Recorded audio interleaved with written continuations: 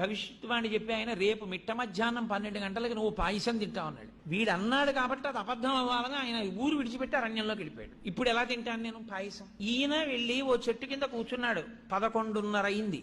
అటుగా వెడుతున్న బాటసారులందరూ మూటలు విప్పుకుని అన్నాలు తిందామని కూర్చున్నారు. కూర్చునేసరికి 11:12 అయింది. ఇంకా వాళ్ళు నోట్లో ముద్ద పెట్టుకుందాం అనుకుంటున్నారు.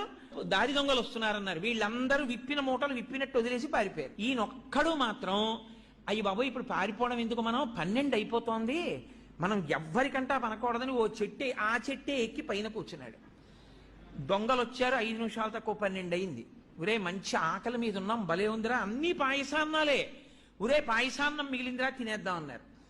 ఒరే ఆగండి, వాళ్ళు అన్నీ పట్టుకెళ్ళిన వాళ్ళు పాయసాన్నాలు ఎందుకు వదిలేశారా, మన్ని మట్టు పెట్టడానికి ఇందులో విషం కలిపి ఉంటారు, ఇక్కడ ఎవడైనా ఉన్నాడేమో చూడండి, ముందు వాడికి పెట్టి చూద్దాం అన్నారు. ఖచ్చితంగా 12 అయింది. వాడిని దింపి నోట్లో పెట్టారు పాయసాన్ని.